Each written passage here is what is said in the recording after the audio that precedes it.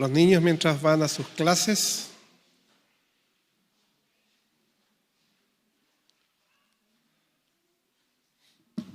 Damos la bienvenida a esta hora de la mañana a nuestro culto de adoración, a todos los que han llegado. Bienvenidos a la casa del Señor. Echamos de menos muchas familias. Algunos se han reportado como enfermos, otros fuera de la ciudad, pero igual nos acordamos de ellos de la misma forma que le damos la bienvenida a los que están aquí en esta hora. Y especialmente le damos la bienvenida a Josué. ¿Está por ahí Josué? Salió, parece, con la mamá. Nuestro primer nietecito que hoy día por primera vez viene a un culto, porque antes había venido al templo, cuando parece que habían estado ensayando, había venido con los papás, había tratado de tocar batería, pero todavía no se podía, los palitos. Pero muy contento de poder estar también. Ahí está Josué atrás, entonces con su mamá, así que gracias al Señor por Josué que puede estar en la casa del Señor. Y que a su tierna edad quizás no comprenda muchas cosas, pero sí es importante que los niños van entendiendo, los bebés van entendiendo los lugares donde se sienten cómodos, donde se sienten bien. Y es bueno siempre hacer sentir a nuestros bebés y a nuestros niños y hacerlos sentir bien, sobre todo en la casa del Señor. Así que también tenemos visitas a esta hora de la mañana. Y todos aquellos que nos están viendo a través de las redes sociales, todos aquellos que están enfermos, especialmente nos acordamos de nuestra hermana Silvia Maureira, que ella se está reponiendo de una oración, o sea, de un procedimiento quirúrgico, y que ya en las próximas horas va a ser dada de alta. Así que también oramos por ella y por todos los demás enfermos. Bien, vamos a tener nuestras Biblias abiertas. Ya hemos leído el Evangelio de Marcos, capítulo 11, el relato de esta entrada triunfal de Jesús a Jerusalén. También tengamos abiertas, después vamos a leer en el libro de Apocalipsis, y de una otra forma vamos a ver cómo Dios nos habla a través de esta su palabra bendita. Una de las visitas ilustres a nuestro país que hasta el día de hoy se recuerda es la visita de la reina Isabel II a nuestro país. Esta visita se realizó durante 6 días, que era un poco atípico, porque generalmente cuando el día de hoy los mandatarios o los reyes van visitando lugares, generalmente están 1 o 2 días, pero 6 días ya era bastante. A lo mejor probablemente por la distancia, por los medios de transporte en ese tiempo, que eran mucho más lentos, mucho más largos. Por tanto, un viaje de Inglaterra a Chile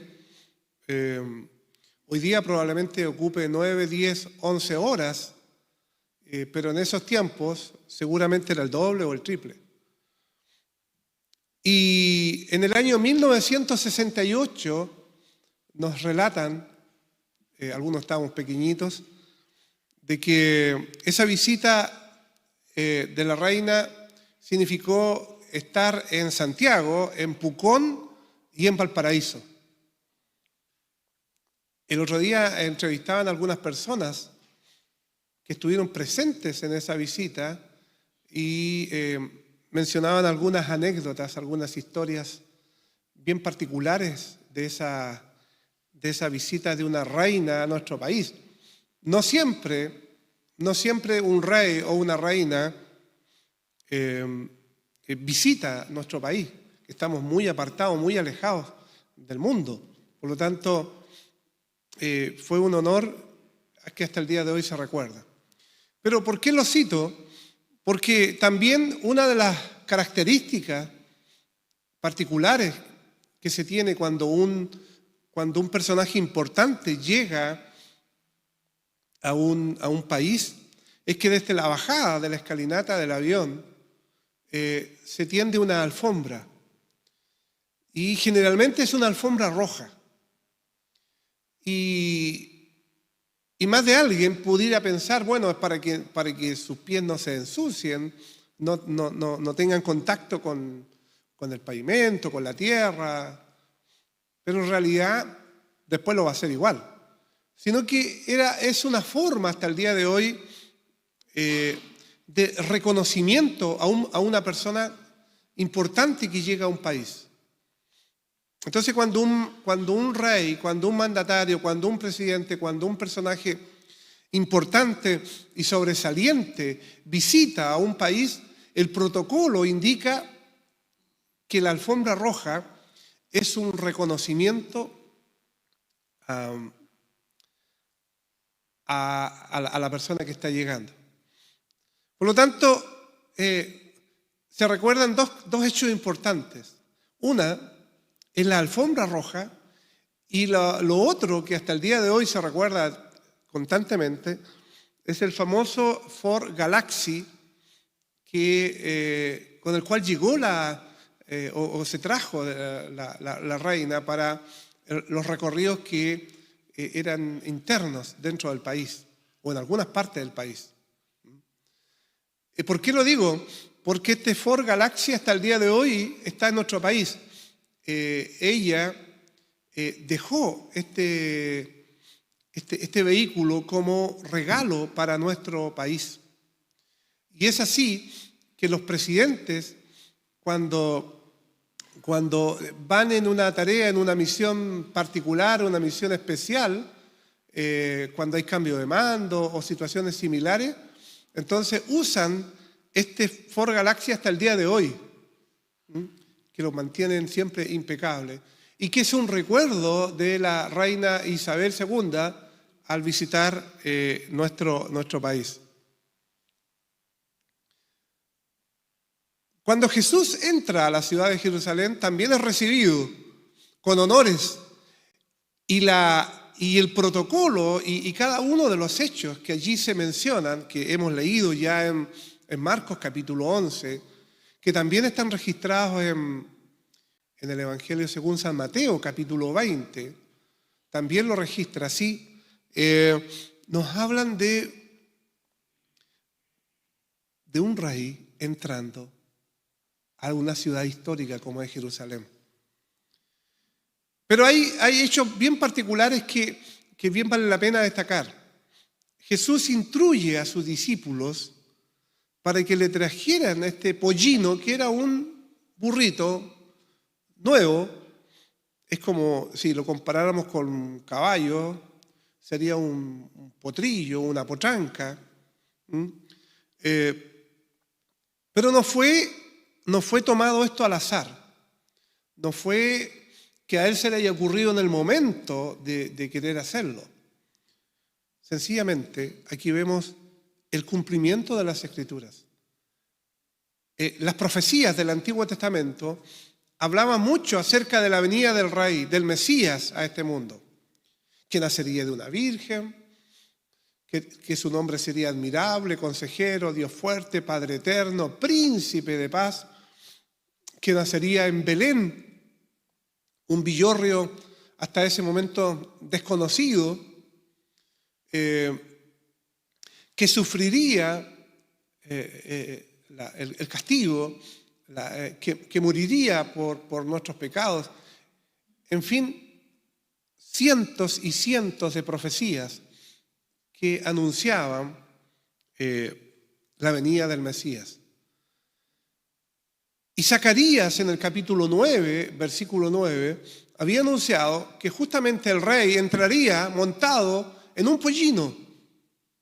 Por lo tanto, el que Jesús haya entrado a Jerusalén de esta manera no fue un capricho, no fue que no tenía otro medio por el cual entrar, sencillamente estaba dando cumplimiento a las Escrituras. Porque Jesús de una u otra manera es el cumplimiento de las Escrituras. Todo lo que se hablaba acerca de él tiene su cumplimiento en Jesús. Y es así que se resalta también la soberanía de Cristo sobre los eventos y su conocimiento del plan divino. Cada cosa que ocurrió, cada cosa que pasó, resalta que de una u otra forma Dios tiene el control de todas las cosas. Nada escapa a su mano, nada escapa a su control. Todas las cosas ocurren porque así Dios ya lo había predicho y lo había escrito a través de los escritores, como en este caso Zacarías, que entraría montado en un pollino. Este plan divino, en cada uno, incluso de los detalles más insignificantes, podemos ver allí la mano de un Dios soberano que va guiando y dirigiendo todas las cosas.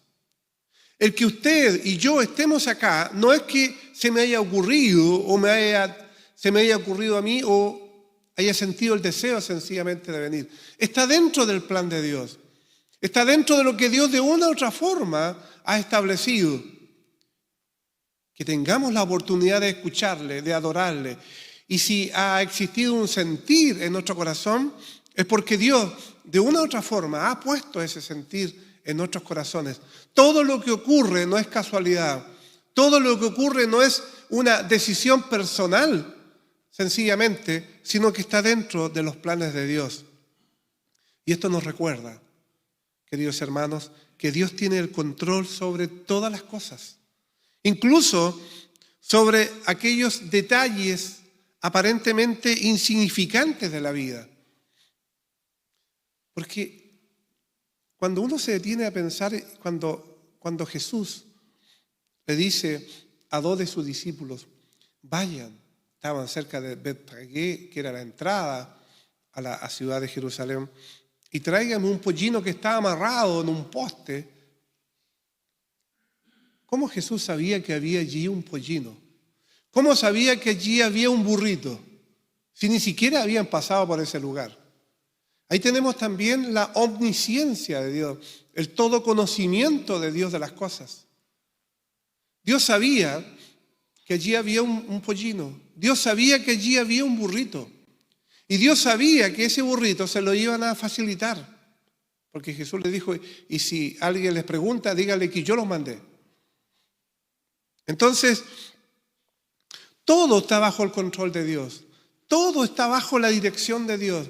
Todas las cosas ocurren porque Dios así las permite de una o de otra manera. ¿Y por qué? Porque fiel al cumplimiento de las Escrituras, también tenemos la manifestación de su gloria y majestad. ¿Qué pudiera esto refrendar? ¿Qué pudiera esto recordar? ¿Qué pudiera hacernos pensar?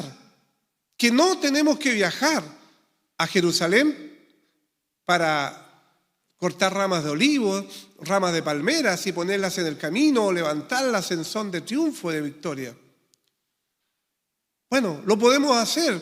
Mucha gente ha tenido el privilegio de viajar a Israel y recorrer esos lugares. ¡Qué privilegio, qué honor! Excelente, maravilloso. Pero ¿qué de aquellos que no podemos ir? Que somos la gran mayoría. Bueno, de una u otra forma, Dios nos está enseñando que Dios se agrada cuando su pueblo le adora. Y ahí tenemos un pueblo que cuando, tal como lo mencionábamos en la introducción, así como cuando la reina Isabel II llegó a Chile, fue recibida con honores, fue recibida con una alfombra roja y en todos los lugares fue vitoreada, así también Jesús, cuando entró a Jerusalén, la gente dice comenzó a sacarse los mantos y los comenzó a tender por el camino. Otros cortaban ramas de olivos y de palmeras, que son señales de triunfo, pero también eran las que en las entradas a Jerusalén justamente formaban estas avenidas. Por lo tanto, les fue fácil a ellos cortar esas ramas y ponerlas a manera de reconocimiento. Porque cuando un rey entraba a una ciudad, En esos tiempos, le estaba mencionando el ejemplo de la reina Isabel, que es más contemporáneo, pero en los tiempos de Jesús, cuando un rey entraba a una ciudad, era bien simbólico en lo que entraba. La reina Isabel llegó a un Ford Galaxy. Jesús entró en un burrito. Y alguien pudiera haberse preguntado, ¿y por qué no entró en un camello? ¿Por qué no entró en un caballo? Porque cuando alguien entraba, cuando un rey entraba en un caballo, es porque venía en son de guerra, a batallar, a luchar, a pelear. Pero cuando un rey entraba en un burrito, es porque venía en son de paz. ¿Y por qué Jesús escogió un burrito y no un caballo?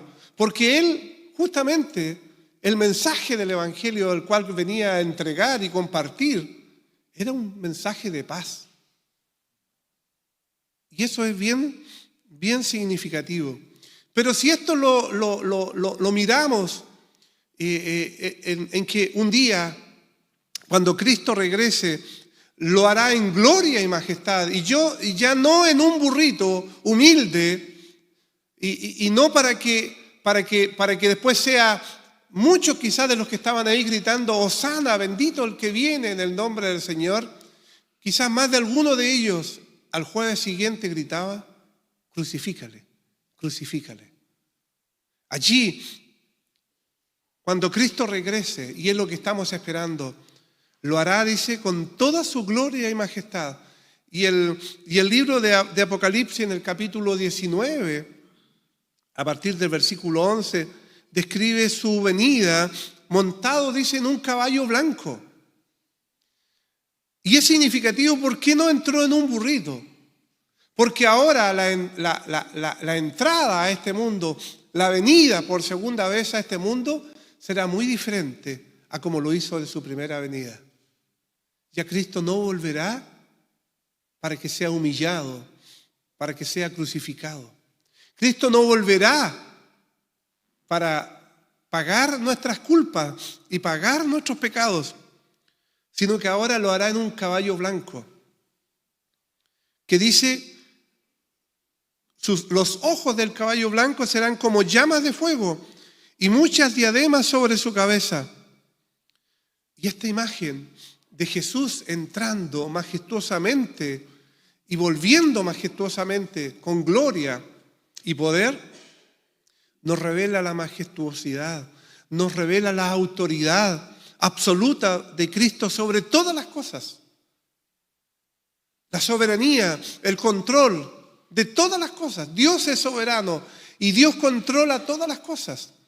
Y cuando Él vuelva, vendrá en gloria y majestad. Y nos imaginamos, queridos hermanos, que su regreso será un espectáculo glorioso, pero también temible para aquellos que sencillamente no creyeron, se burlaron, se mofaron, o Cristo sencillamente no era su principal noticia. ¿Qué diferencia para los creyentes que llenos de alegría, dice el apóstol Pablo, refiriéndose a este momento, porque el apóstol Pablo, él no entendía en los tiempos en que iba a ocurrir eso.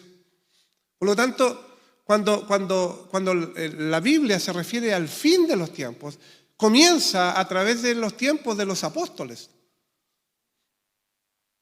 Y cuando el Señor iba a volver con aclamación, con trompeta de Dios, dice el apóstol Pablo, los muertos en Cristo resucitarán primero. Los muertos que han creído en Cristo van a resucitar primero.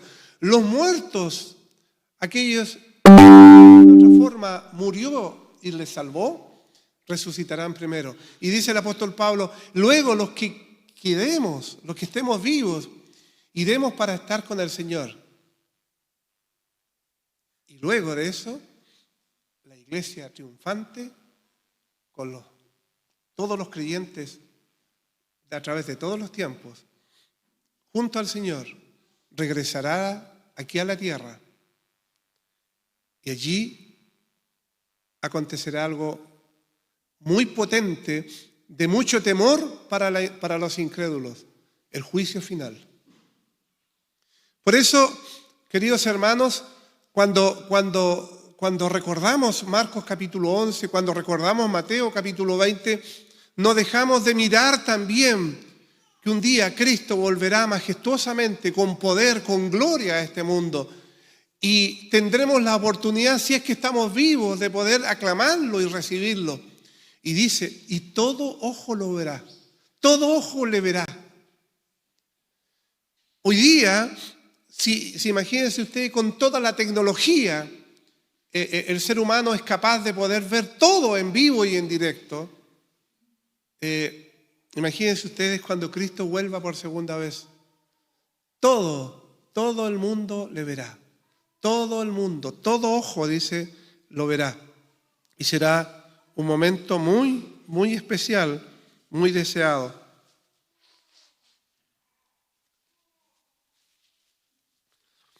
Por eso, mis queridos hermanos, nos llama la palabra a anticipar con reverencia y adoración este gran evento.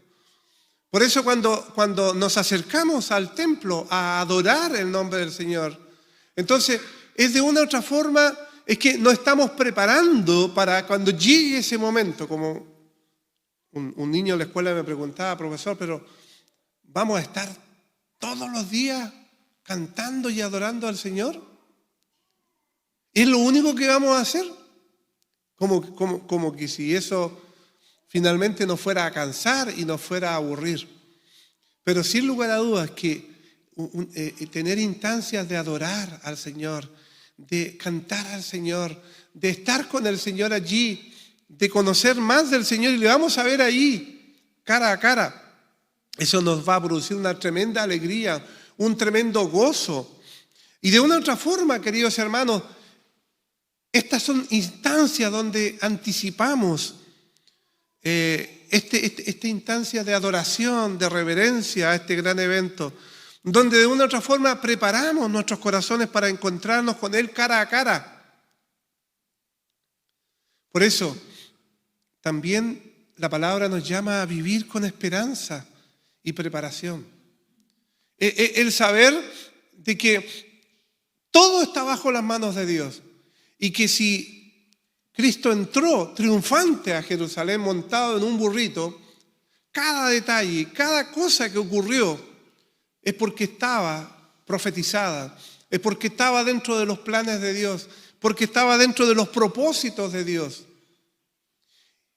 Y de una u otra manera también nos prepara y nos anticipa ese momento glorioso cuando Cristo vuelva por segunda vez. Imagínense ustedes el espectáculo, cómo va a ser ese momento.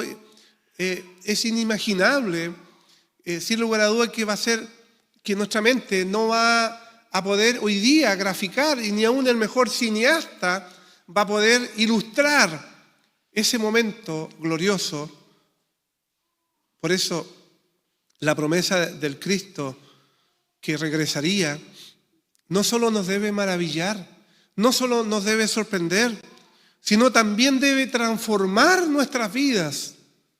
Que el saber que Cristo volverá por segunda vez, ya no montado en un burrito, ya no para ser crucificado, sino para reinar aquí con nosotros para siempre, debe ser algo que nos debe animar y llevar a vivir vidas santas y puras, anticipándonos a su venida.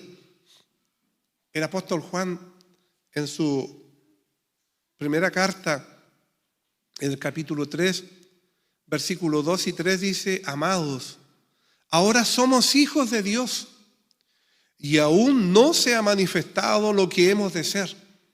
Pero sabemos que cuando Él se manifieste, cuando Él venga en gloria, ¿cierto? Esa es la idea. Dice, seremos semejantes a Él, porque le veremos tal como Él es. Y todo aquel que tiene esta esperanza, en Él se purifica a sí mismo, así como Él es puro. Por lo tanto, el apóstol Juan entendía y comprendía ese momento en el cual vamos a ser semejantes a Él. Nuestros cuerpos resucitarán si estamos muertos, o serán transformados, como dice el apóstol Pablo, semejante al cuerpo de Él, ya no sujetos a la física, ya no sujetos a la corrupción, ya no sujetos al pecado, ya no sujetos al dolor. Seremos semejantes a Él en ese aspecto y le veremos tal como Él es. Por eso, queridos hermanos, esto debería en nosotros llenarnos de esperanza en medio de los problemas, en medio de las enfermedades, en medio de las dificultades. ¡Qué esperanza gloriosa tenemos! Pero también esta gran verdad, esta gran noticia, esta gran promesa de que Cristo volverá por segunda vez en gloria y majestad, también debería prepararnos en todo momento para vivir en comunión íntima con Él, siendo fieles en nuestro servicio y proclamando su evangelio a todos los que nos rodean. Esta esperanza, queridos hermanos, debería infundir en nosotros una ferviente urgencia de llevar este mensaje también a cuántas personas que están desesperanzadas. En este mundo lleno de dificultades, entendiendo también que muchos países no han conocido el evangelio o no tienen la libertad como nosotros de escuchar el evangelio. Queridos hermanos, esto también nos debe hacer entender que el tiempo es corto, que la venida de Cristo está cada vez más cerca. Y siendo que el mensaje de Juan tiene que ver con el triunfo final, porque de una u otra forma el Apocalipsis nos habla de este triunfo final entre el bien y el mal, donde mucha gente se pregunta, ¿pero por qué Dios no destruye el mal? ¿Por qué Dios no pone su mano y castiga a esta gente incrédula, atea, agnóstica, o que le ofende, o que hace tanto mal en este mundo? Bueno, está todo ya anunciado, está todo preparado. Y el Apocalipsis, que alguna vez vamos a tener el tiempo de estudiar, porque mucha gente tiene temor de estudiarlo porque cree que solamente habla de desastre y cosas por el estilo, nos habla finalmente del triunfo del bien sobre el mal, el triunfo de Cristo por sobre todo lo demás en este mundo. Siempre es relevante, y tanto más porque el mundo se desliza más y más en el caos y la corrupción. Y es cosa de ver las noticias, es cosa de ver todo lo que nos rodea. Nada es bueno. Cada vez el mundo va de mal en peor. Y por un lado, Apocalipsis confirma vigorosamente lo que ya tenemos, o sea, que nuestro mundo está condenado por todos los que lo habitan. Sin embargo, por el otro, y con más profundidad, el libro tiene que ver con una esperanza que trasciende. Y para los creyentes, esa es la esperanza que trasciende, que está por sobre todo lo terrenal o circunstancial, por sobre lo pasajero, por sobre lo vivencial, por sobre todas las cosas que vivimos en el día a día. Hay una esperanza que está por sobre todas esas cosas y muestra cuán infinitamente mayor es Dios que la maldad. Y finalmente saber que Dios tendrá el control de todas las cosas y que cuando Cristo entre triunfante no a Jerusalén, sino que entre triunfante a este mundo, entonces con gloria y majestad Él hará justicia y entonces este mundo va a cambiar. Entonces este mundo va a cambiar.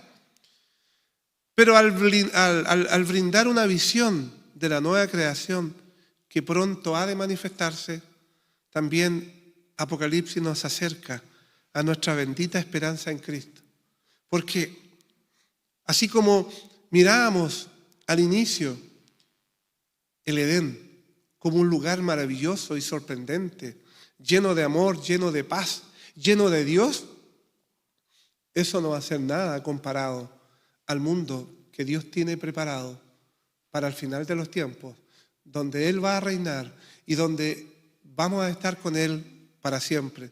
Por eso, esta esperanza, este consuelo, debería en nosotros regocijarnos y en medio de las dificultades traernos paz y traernos esperanza y entender que cuando le adoramos a Él, estamos de una u otra forma anticipándonos y preparándonos para el momento en que le adoraremos eternamente. Por eso, siempre a Él debe ser toda la gloria, a Él siempre debe ser todo el poder. Bendito es nuestro Señor, quien de una u otra forma nos miró y nos salvó. Y nos salvó no porque nosotros encontrara algo bueno. Y nos salvó no porque nosotros hayamos acudido a Él, sino que su gracia, el favor que nosotros no merecemos, Él nos miró con amor. Y Él nos llamó. Y por eso hemos sido atraídos como imanes a Él, no por voluntad propia, porque estábamos muertos en delitos y pecados, sino por gracia nos salvó, por medio de la fe. Y ni siquiera esta es una cosa nuestra, como dice Pablo a los Efesios, sino que es un don de Dios, es un regalo de Dios, y no por obras para que nadie se gloríe. El que estemos aquí es un anticipo de lo glorioso y majestuoso que será el momento en que Cristo volverá, donde le adoraremos, donde le alabaremos, donde honraremos su nombre y donde estaremos con Él cara a cara, adorándole y sirviéndole. Gracias, Padre. Gracias, bendito Salvador, por esta maravillosa promesa que tenemos, oh Dios, en ti. Y queremos, Señor, que nos ayudes a guardar estas santas palabras, esta tu palabra bendita, estas promesas maravillosas que encontramos, oh Dios, en tu palabra. Gracias, Padre amado, porque la muerte, el pecado y el diablo, oh Dios, están derrotados en ti. Gracias por tu poder todopoderoso. Gracias porque un día, oh Dios, reinarás por siempre en este mundo, en un cielo nuevo, en una tierra nueva, donde estaremos contigo para siempre. Gracias porque volverás triunfante de una manera gloriosa a este mundo y donde, Señor, todo ojo te podrá ver y estaremos, oh Dios, cara a cara disfrutando de esas bendiciones. Padre, que nosotros juntamente con toda tu iglesia en la tierra y en el cielo sigamos expresando con plena confianza y gozosa expectativa el ruego: ven, Señor Jesús, ven pronto. Que ese sea nuestro sentir y que sea siempre ese nuestro anhelo. En el nombre de Cristo oramos. Amén.